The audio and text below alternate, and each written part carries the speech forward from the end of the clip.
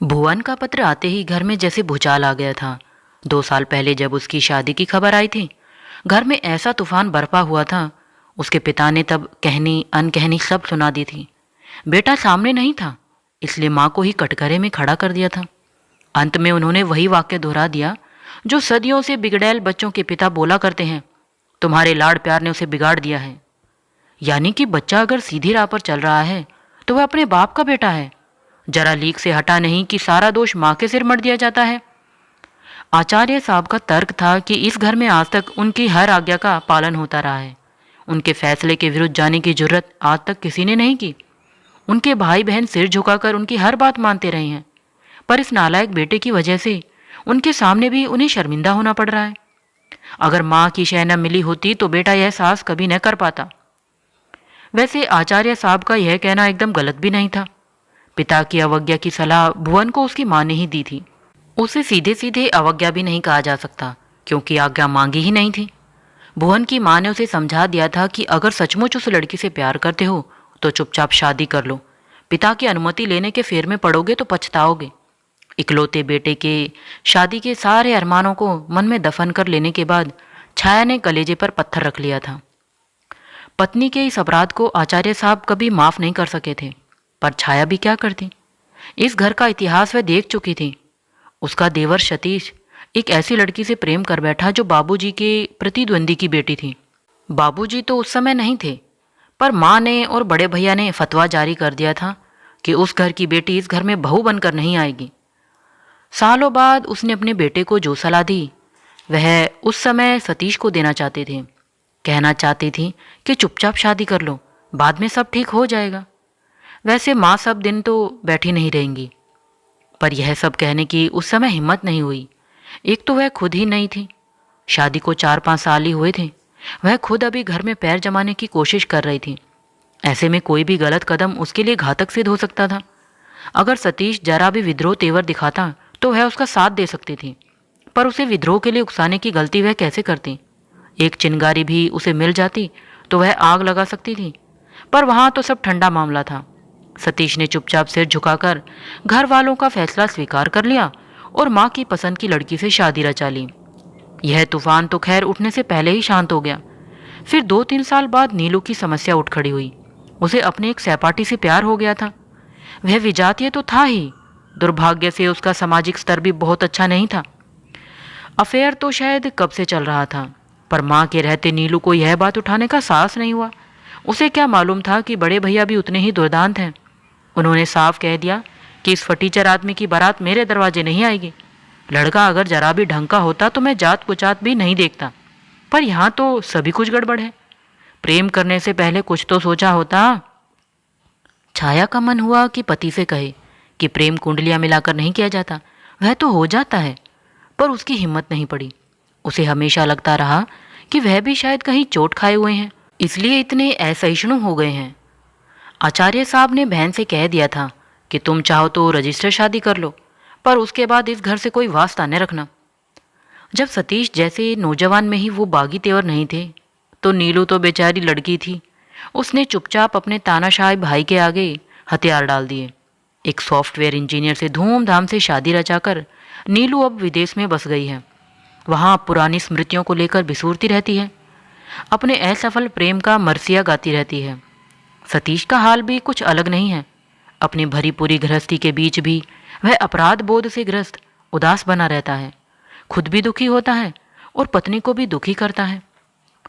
अपने प्रेम व्यापार में भुवन ने तो इन सबको पीछे छोड़ दिया था। उसने तो जाति, धर्म, देश सभी सीमाओं का उल्लंघन कर डाला था।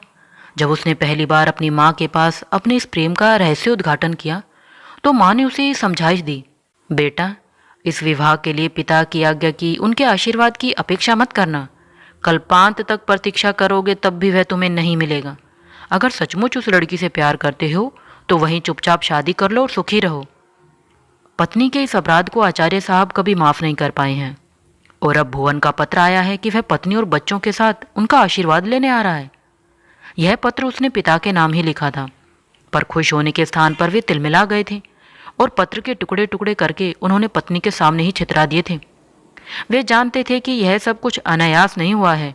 बागी बेटे के साथ पत्नी का संपर्क बना हुआ है, इसकी जानकारी उन्हें थी। उन्हें मालूम है कि पत्रों का, चित्रों का आदान प्रदान होता रहा है, फ़ोन पर भी घंटों बातें होती रही हैं। यह सब कुछ उनसे छिपाकर किया जाता है, फिर भी उन्हें पता तो चल ही जाता है। पत्नी का चेहरा देखकर ही वे सारे समाचार जान लेते हैं। आचार्य साहब को पक्का विश्वास था कि इस सद्भावना यात्रा का निमंत्रण भी पत्नी की ओर से ही गया होगा। भुवन अपने से तो शायद इतनी हिम्मत न कर पाता, इसलिए पत्र पढ़ने के तुरंत बाद ही उन्होंने ऐलान कर दिया था कि वह नालायक मेरे घर में नहीं आएगा। तुम्हें अगर मिलने का शौक है तो किसी होटल में कमरे बुक कर लो, उसे वहीं बुला लेना। अपने इस निर्णय से बड़े आत्ममुग्ध, आत्मसंतुष्ट बने हुए थे कि एक जोरदार झटका लगा। एक दिन दफ्तर से लौटकर देखते क्या है कि छाया माली को लेकर बंधनवार लगाने में व्यस्त है। पोर्च से लेकर मुख्य दरवाजे तक आम्र मंजरियों के बंधनवार लगे हुए थे। बीच बीच में फूलों की मालाएं लटक रही हैं। मुख्य दरवाजे के सामने सुंदर सी अल्पना सजी हुई थी। रंगों की ताजा चमक से पता लग रहा था कि अभी अभी दी गई है। सारा सरंजाम देखकर वे क्रोध से फुफकार उठे। ये क्या हो रहा है? छाया ने शांत भाव से उत्तर दिया, कल भुवन लोग आ रहे हैं न। नई बहू पहली बार आएगी तो क्या सोने दरवाजे से गृह प्रवेश करेगी? आचार्य साहब तिलमिला गए। मैंने कहा था ना कि मेरे घर में यह सब नहीं होगा। और यह कहते हुए जैसे ही वे आगे बढ़े, छाया ने उनका रास्ता रोक लिया।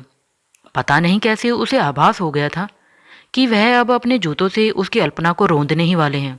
पति के आवेश को वहीं थामने के बाद उसने शांत संयत स्वर में कहा, आप भीतर चलकर फ्रेश हो लें, तब तक मैं चाय लगवाती हूँ। पत्नी की भाव मुद्रा देखकर वे समझ गए कि नौकर चाकरों के सामने तमाशा करना उसे अच्छा नहीं लग रहा है।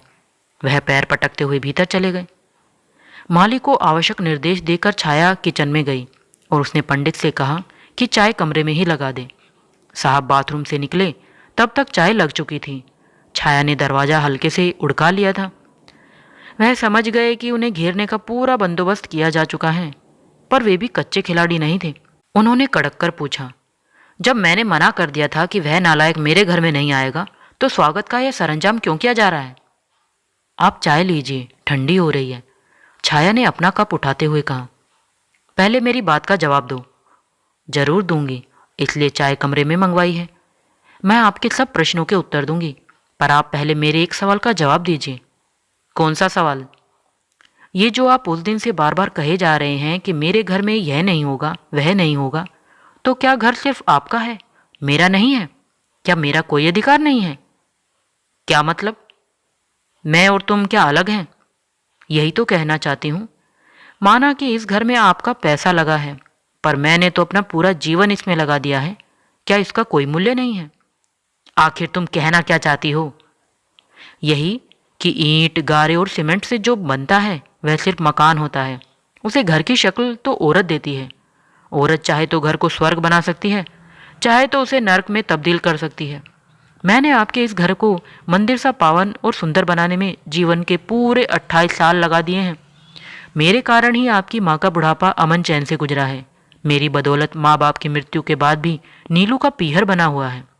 सतीश को भी जब घर की याद आती है, निसंकोच यहाँ चला आता है। क्या इसका श्रेय मुझे नहीं देंगे? क्यों नहीं भाई, मैं तो हमेशा सबसे तुम्हारी तारीफ करता हूँ। माँ भी तुम्हारी प्रशंसा करते नहीं थकती थी। लेकिन इसके बदले आपने मुझे क्या दिया, यह तो सोचिए। मैंने आपके भाई की, बहन की धूमधाम से शादियाँ की। उनके सारे तीज त्योहार, सारे लोकाचार मन लगा कर किए, पर अपने इकलौते बेटे की शादी का अरमान मन में ही रह गया। आपका अपना अहंग इतना बड़ा हो गया कि बेटे की ममता उसके सामने बोनी पड़ गई। लेकिन मेरा बेटा आपकी तरह कठोर नहीं है। उसने मेरी पीड़ा को समझा है, मेरी तड़प को महसूस किया है।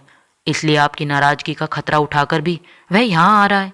और मेरे इस बहादुर बेटे को इस घर में आने से कोई रोक नहीं सकता, क्योंकि यह घर जितना आपका है, मेरा भी है।